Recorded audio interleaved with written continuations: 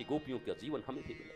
और गोपी कहते किसको हैं? गोपायति श्री कृष्ण प्रेम इति गोपी, जिसने अपने प्रेम को गोपन कर लिया, प्रदर्शित नहीं किया, दिखाया नहीं। दर्शन और प्रदर्शन दो चीज है, या तो प्रदर्शन होगा या दर्शन होगा।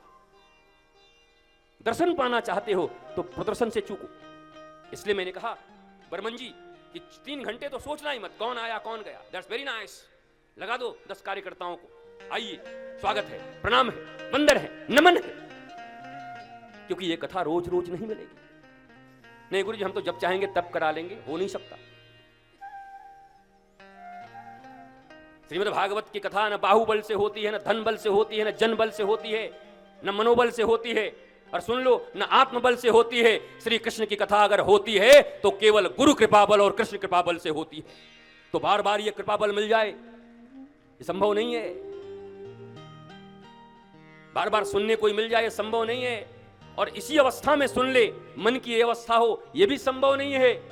आज जो अवस्थाएं हैं कल यही रह जाए, ये भी संभव नहीं है। हो सकता है इससे भी अच्छा हो जाए, हो सकता है इससे भी बुरा हो जाए। इसलिए past is history, future is mystery, present सब कुछ है। इस वर्तमान समय में ही बैठ करके श्री कृष्ण आज आए हैं कथा के रूप में, श्री कृष्ण और राधा आज आए हैं नागपुर के इस पंडाल में कथा के रूप में, तो मैं कल का इंतजार क्यों करूं?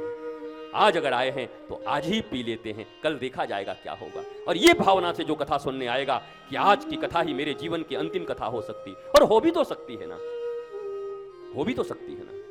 टर्की में जब लोग थे तो उनको पता था क्या कितना भयंकर भूकंप आएगा, मरमरा जाएंगे हजारों लोग, ये पता था उनको। भूकंप आते हैं, ज्वालामुखी फूट जाती है, हार्ट अटैक हो जाते हैं, एक्सीडेंट हो जाता है। अचानक तुमको पता चलता है अच्छे हंसते खेलते हुए थे, 4th स्टेज का कैंसर हो गया और डॉक्टर ने कह दिया कि 12 दिन और जियोगे। क्या करोगे बताओ? मेरी जिंदगी में भी कभी ऐसे ही दिन आए थे। 2000 के पहले डॉक्टरों ने कह दिया 14 दिन तक जियोगे सिर्फ। एक्यूट लीवर सिरोसिस, खत्म, मामला साफ। तब मेरे गुरु का शरीर नहीं था, और भारत के सबसे अच्छे अस्पताल में हम सबसे अच्छे, हिल भी नहीं सकते, डुल भी नहीं सकते। 6 महीने तक कुछ नहीं लिया, ग्लूकोज चढ़ाया भी नहीं जा सकता था। पर मेरे गुरु का दिया हुआ एक नियम था मेरे पास, गुरु भोग। प्रतिदिन सुबह उठ करके पहले मैं गुरु भोग निकालता था।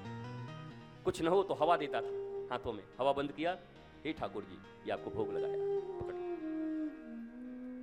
इस दुनिया में मेरे यंग बच्चे जितने भी बैठे हैं, बच्चे बच्चियां, आपसे एक ही बात कहूंगा, इस दुनिया में आपका सबसे अच्छा मित्र मैं बता सकता हूं, सबसे अच्छे मित्र माँ, पिता, गुरु और कृष्ण, इनके सिवा तुम्हारा अपना कोई मित्र हो नहीं सकता। ज्ञानी गुरु अगर हो तो तुम्हारा सच्चा मित्र है। माँ तो पहली मित्र है तुम्हारी, बेस्टी जिसको कह सकते हो। Who is your bestie? बोला my mom is my bestie and she is very tasty. मेरी मम्मी बहुत टेस्टी है। मम्मी से बड़ा, मां से बड़ा मित्र कौन होगा?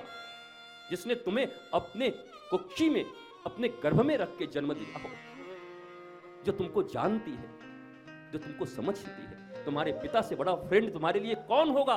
बेस्ट फ्रेंड वही हो सकते हैं। और अगर ज्ञानी गुरु तुम्हें मिल जाए जीवन में, आत्मदर्शी, तत्वदर्शी गुरु मिल जाएं, सचमुच गुरु मिल जाएं, जिनके भी जीवन का उद्देश्य केवल आत्मज्ञान हो, जिनके जीवन का उद्देश्य भगवान की भक्ति का प्रसार और प्रचार हो, अगर ऐसे गुरु मिल जाएं तो वो तुम्हारे अच्छे मित्र हो सकते हैं। और कृष्ण तो सबसे अच्छे मित्र हैं ही। जिन जिन लोगों ने कृष्ण को मित्र बनाया वो कभी नहीं छले गए।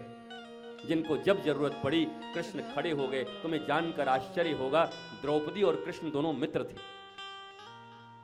भाई बहन का रिश्ता तो था, पर सखा और सखी थे। भगवान को सखा मानती थी और भगवान द्रौपदी को सखी मानते थे। सखी, मेरी मित्र, फ्रेंड। जो कॉन्सेप्ट तुम्हारे पास है, और आज पता नहीं 14 तारीख भी है, देख लो श्री कृष्ण से बढ़िया मित्र और फ्रेंड तुम्हारा कौन हो सकता है इस दुनिया में।